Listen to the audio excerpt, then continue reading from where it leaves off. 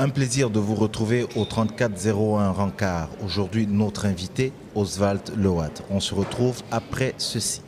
Je suis en prison depuis 1969. Le 10 novembre 1969, qu'on m'avait mis sur mandat de dépôt dans mon département du Dja et Lobo à Saint-Mélimou.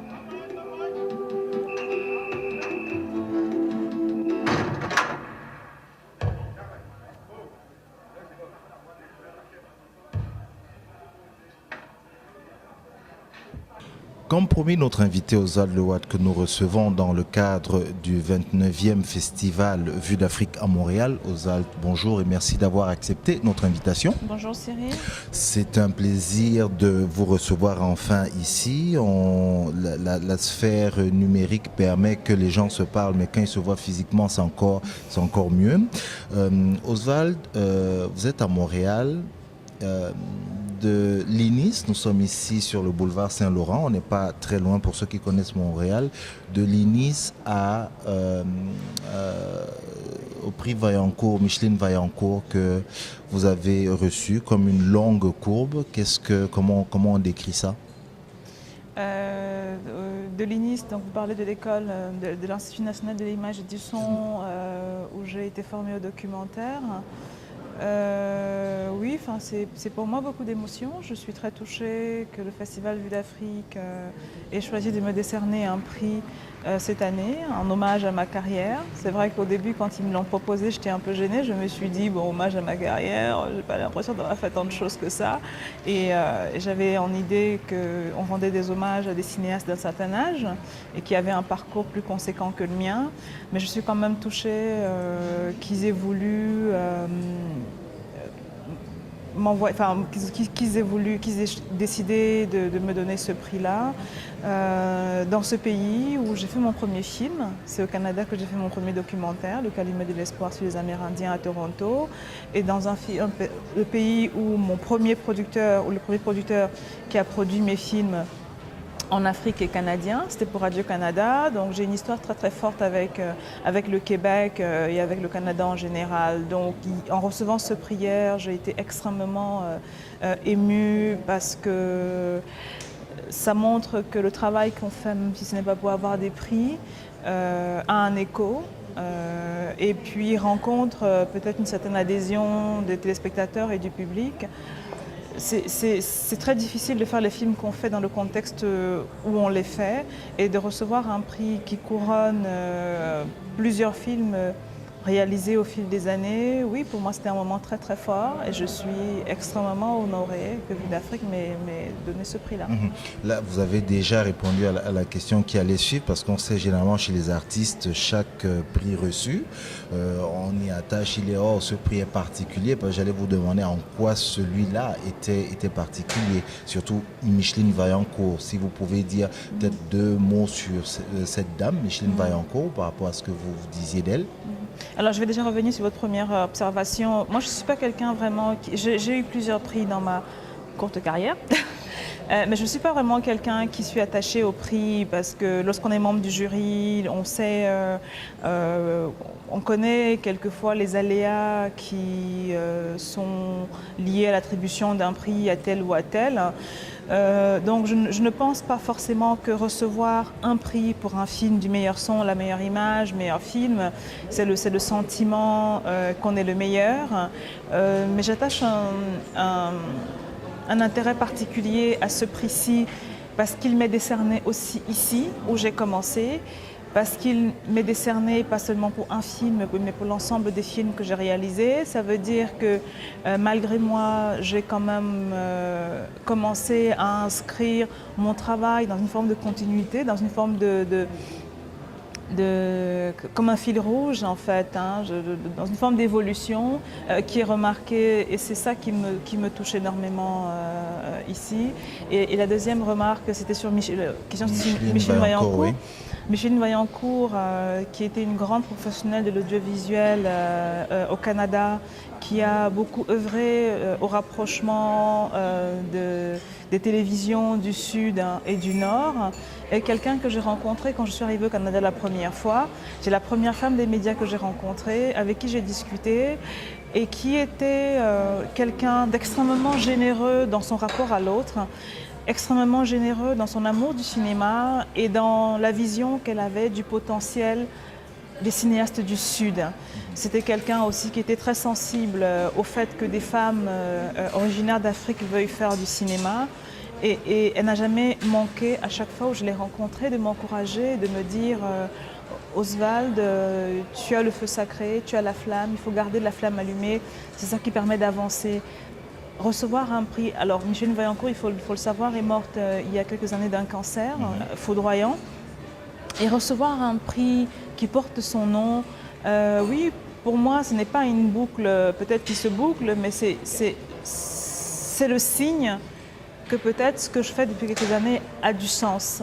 Et on pose des petites pierres quand on fait des films et on ne sait pas forcément comment est-ce qu'elles vont s'assembler un jour. Et là, c'est comme si les pièces du puzzle s'étaient remises en place à Montréal à l'occasion de ce prix qui m'a été décerné. Vous avez parlé de fil rouge, de cohérence par rapport à ce que vous faites. Un amour pendant la guerre, au-delà de la peine, une affaire de nègre, et puis Land Roche. C'est quoi le fil rouge? Alors, pour vous, c'est quoi le fil rouge? Au départ, quand j'ai commencé à faire des films, je ne me suis pas dit que je vais inscrire mon travail dans tel ou tel type de cinéma.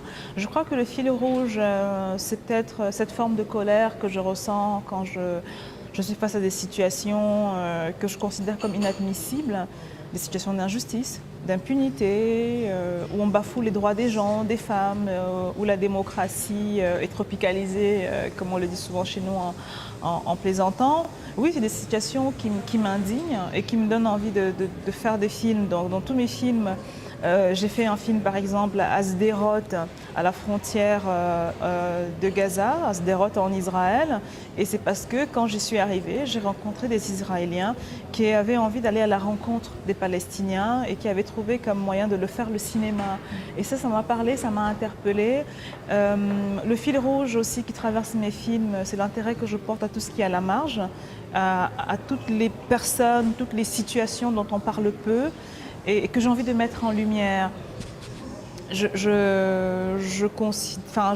je me considère comme une cinéaste qui essaie, à travers le cinéma, de faire changer les choses. Alors, c'est très prétentieux, et plus les années passent, plus je sais que le cinéma ne peut pas faire changer les choses, mais il peut les faire bouger dans le bon sens.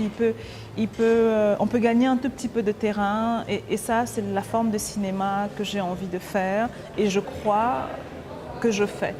D'où ce fil rouge-là qui traverse mes films. Une dernière question avant qu'on ne passe à la pause, où je voudrais qu'en deuxième partie, on parle un peu plus du cinéma au Cameroun, du cinéma en Afrique, j'allais dire cinéma africain, je sais que vous n'aimez pas ça.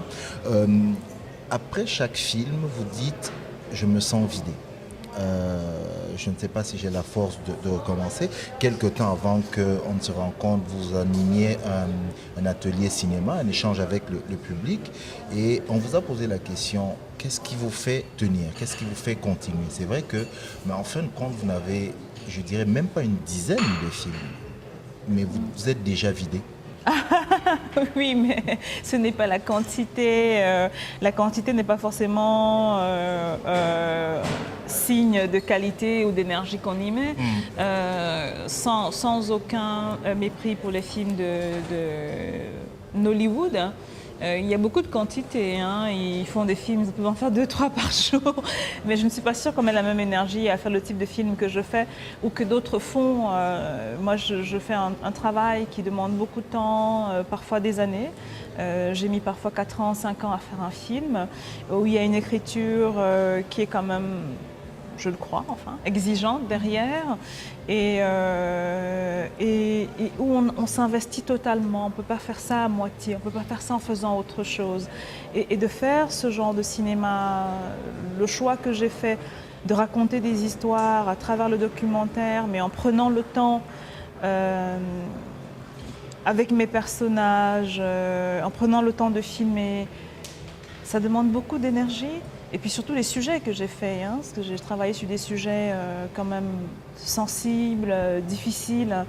Oui, à la fin, on se sent complètement vidé parce qu'on a donné tout ce qu'on avait. Je n'arrive pas à faire des films avec du détachement, en me disant c'est juste un sujet que je vais filmer et puis je rentre chez moi. Je vis avec les gens que je filme. Quand j'ai fait le film au Cameroun, Une affaire de nègre, pendant 4 ans, j'ai partagé la souffrance des personnes qui se demandaient ce qu'étaient devenus les membres de leur famille. J'ai partagé leur traumatisme. Quand j'ai fait le film à l'est du Congo sur les femmes violées, c'était pareil. Donc on vit avec ça, on est habité par ça, on se questionne sans arrêt sur le sens de ce qu'on fait, pourquoi je veux faire ce film, sur quoi ça va déboucher.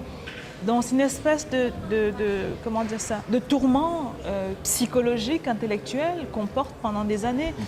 Une fois qu'on a fait le film, c'est un peu comme un accouchement. On est heureux que le bébé soit là, mais on est vidé. Vous avez, j'ai dit qu'on allait à la pause, vous avez perdu foi en l'humain. Est-ce que vous l'avez retrouvé? Heureusement, je l'ai retrouvé, sinon je n'aurais pas continué à faire des films. Quand j'ai filmé les gamines à l'Est qui avaient 21 mois et qui avaient été violées, oui, je me suis dit qu'il n'y avait rien à attendre ni du ciel, ni des humains. Ce qui est formidable aussi dans la vie, c'est qu'elle reprend toujours le dessus, et avec moi, elle a repris le dessus. J'ai eu la chance de croiser la route de personnes exceptionnelles, merveilleuses, comme le docteur Mukwege à l'Est de la RDC qui dévoue sa vie, qui se consacre à réparer, à soigner les femmes qui sont victimes de violences sexuelles. J'ai rencontré des espèces de coccinelles, comme des libellules en fait, dans ce monde très difficile, très sombre de sujets que je traite. Et ces libellules-là m'ont permis de revenir à la surface et de croire qu'il y a autre chose que les difficultés qui existent par ailleurs, hein, et que je filme. Et ça m'a permis de retrouver la foi, oui. Je vous propose qu'on aille à la pause et ensuite on se retrouve pour parler avec Ozat Lewat de cinéma au Cameroun, de cinéma en Afrique.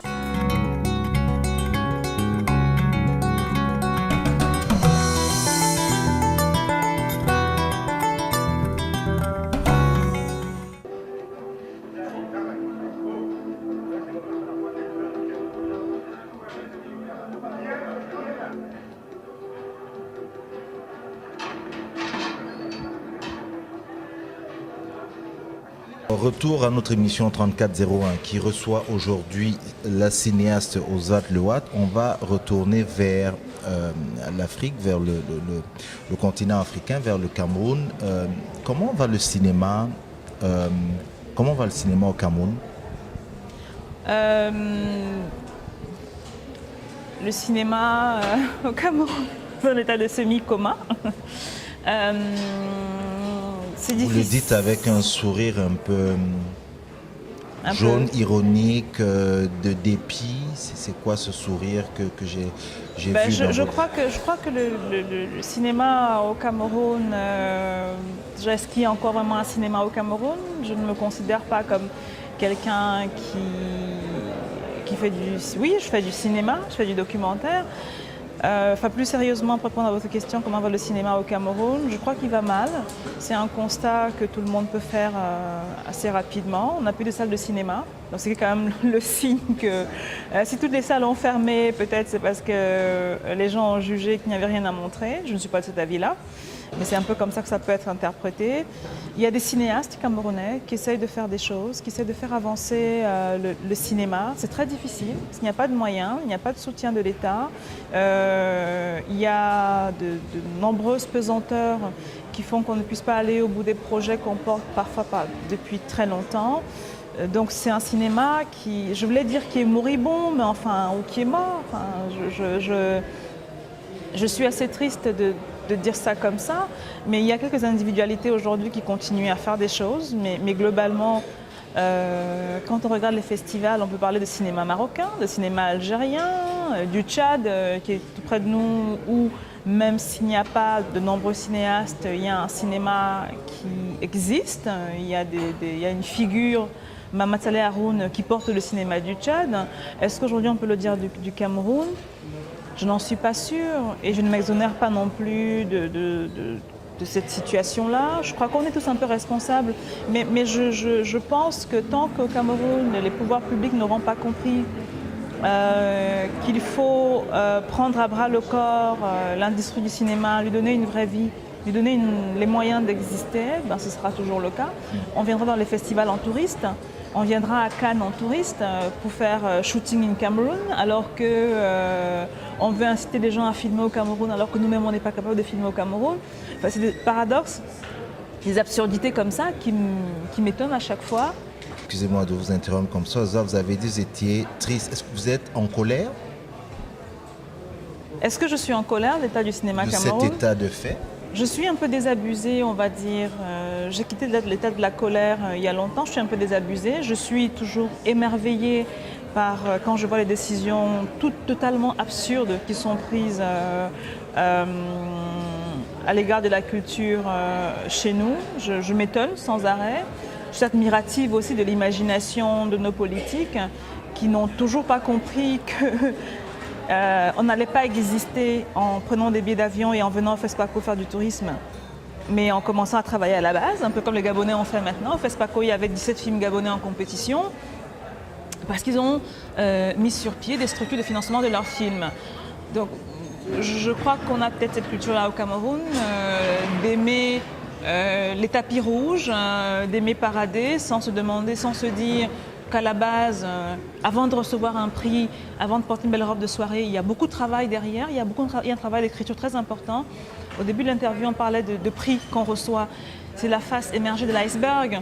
Quand les gens parfois me voient et me disent « Ah, ta robe était jolie, ah, tu as reçu un prix », ils ne savent pas que c'est 5 ans derrière. C'est 5 ans de mains dans le cambouis, de nuits d'insomnie, d'enfants qu'on laisse pour aller en tournage, de foyers dont on ne s'occupe pas, qui est couronné par un prix. Et je pense que tant qu'au Cameroun, on n'aura pas compris qu'il faut revenir à ce qui est au basique, en fait, aux fondamentaux, qui est que peut-on faire pour que ce cinéma-là existe. Tant qu'on n'aura pas compris qu'il faut repartir, recommencer à se questionner simplement comment est-ce qu'on peut financer le cinéma, comment est-ce qu'on peut le permettre d'exister, ben, ça ne changera pas. Mais vous, Oswald, il y a des gens qui nous regardent. Parmi eux, il y a sûrement de jeunes cinéastes. Vous avez votre nom, vous avez votre notoriété. Même des autorités, là, nous regardent. Et on se dit, aujourd'hui, peut-être que vous avez une piste de solution. Vous avez dit tantôt, je ne m'exonère d'aucune responsabilité. Comme quoi, en tant que cinéaste, on en a aussi. Si on vous demandait une piste comme ça de solution, vous avez dit se questionner, mais ce serait quoi un début de commencement? Je pense qu'il faut faire les états généraux du cinéma camerounais, qu'il faut se réunir pour réfléchir aux moyens de sortir le cinéma camerounais de l'ornière. Mais moi, je refuse de participer à des singeries. Moi, ça m'est arrivé de participer à des réunions avec des ministres camerounais sur l'état du cinéma. On s'est écouté parler, on adore ça au Cameroun, on est de beaux parleurs. On s'écoute parler, on se congratule, à la fin, il y a un pot et ça ne débouche sur rien. Donc, je vous disais que je suis désabusée, mais je suis aussi exaspérée par le fait qu'on ne se rende pas compte qu'ailleurs les choses bougent, les choses avancent et que nous, pour nous, ça ne change pas beaucoup. Qu'est-ce que moi je peux faire? J'ai plein d'idées, mais je ne suis pas la seule en fait. Et je pense que le Cameroun a la chance d'avoir un pays où des gens sont très très brillants, talentueux, où il y a une créativité qui est foisonnante, où des gens ont plein d'idées, mais ces personnes-là ont-elles vraiment les moyens de les appliquer, de les partager, de les viabiliser? C'est la grande question. D'aucuns vous diront, vous avez parlé de Nollywood tantôt, on parle aujourd'hui au Cameroun de Coolywood, c'est un peu ce qui se fait dans la zone anglophone du Cameroun où il y a de multiproductions. On vous dit aujourd'hui qu'il y a des jeunes qui se servent notamment de la vidéo pour faire un certain nombre de choses. Est-ce qu'on ne peut pas y voir une forme de, je ne sais pas, de vitalité du cinéma au Cameroun? Quel jeune par exemple? Je vous pose la question. Non mais je vous pose une question. Oui. Quel jeune par exemple? Je vais vous donner des noms. J'ai vu des jeunes, bon, si je ne vais pas donner de noms parce que je ne les ai pas en tête, mais dans le cadre du festival par exemple, il y a beaucoup qui sont dans la catégorie qu'on appelle Africa Connection, qui est la catégorie vidéo numérique. Il y a beaucoup de productions camerounaises. Je ne dis pas qu'il n'y a pas des gens qui font des choses, je ne dis pas qu'il n'y a pas de jeunes qui prennent leur caméra pour filmer, mais il ne faut pas confondre savoir utiliser une caméra et savoir faire un film. Pour moi, c'est deux choses différentes. Je ne suis même pas sûre de savoir faire des films. Je n'ai pas la prétention de donner des leçons, mais je crois qu'il faut distinguer ce qui se fait à la chaîne, de manière standardisée, aux films qui vont exister, qui vont être des locomotives. Et le problème, quand je vous demandais de donner moi un nom, c'est des locomotives aujourd'hui. On a des cinéastes brillants, talentueux, qui ont les ailes aujourd'hui coupées parce qu'ils ne peuvent pas faire de films. Et on a besoin de modèles, les jeunes ont besoin de gens auxquels s'identifier. On avait des Dikongé Pipa, on avait des cinéastes de talent. Quand on parlait de cinéma camerounais, on avait des noms. Aujourd'hui, même, vous me dites je suis connue, oui, peut-être à une certaine échelle, mais je n'ai pas le sentiment que je puisse être vraiment une locomotive. J'essaye à mon niveau de faire des choses. J'essaye d'avoir un travail de qualité. Je ne suis pas sûre que j'y parvienne. Mais avec l'atout qu'on a aujourd'hui avec le numérique, c'est bien, on peut faire des films, on peut créer, mais ce qui est encore plus important, c'est de mettre en place des structures qui permettent à un cinéma, à une industrie d'exister.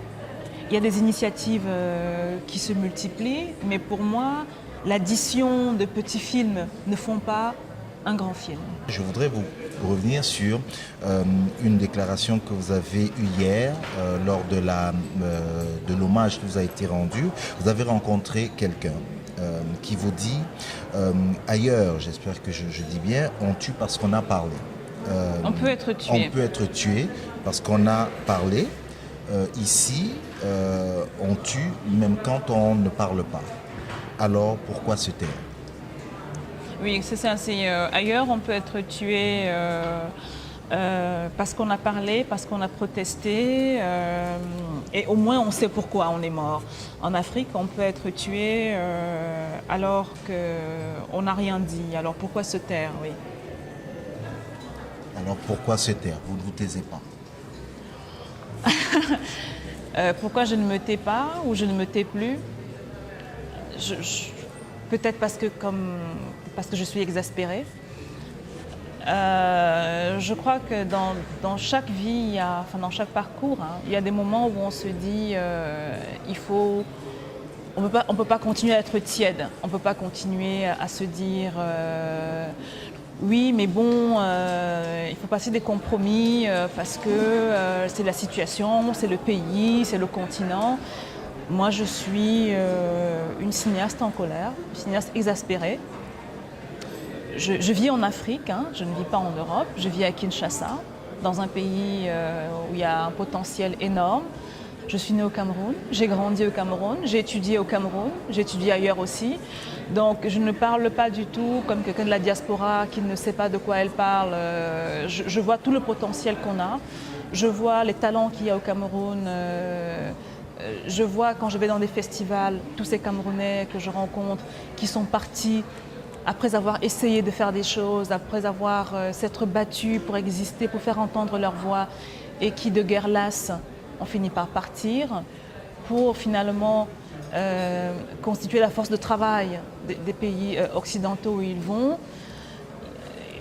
Il y a 4 siècles, on forçait les Africains à venir en Amérique. Aujourd'hui, tout le monde a envie de partir parce que dans nos pays, il n'y a pas grand-chose qui nous est offert. Oui, je suis exaspérée et je me dis pourquoi je vais me taire. Je crois qu'il arrive un moment dans la vie de chacun où on fait des choix. Et le choix que j'ai fait, c'est d'essayer à travers ma caméra de partager une vision du monde qui ne plaît pas toujours, mais que j'assume totalement. Il est toujours très difficile, c'est même, je dirais, incorrect de parler après ce que vous avez dit. Donc, on va s'arrêter là-dessus. Je vais vous dire merci d'avoir accepté notre invitation. Merci à vous d'avoir accepté notre invitation. On vous verra sûrement ailleurs. Je suis Cyril Ekwala, à la réalisation de cette émission. Honoré Doudou Noumabe. On vous donne rendez-vous à bientôt. Merci encore.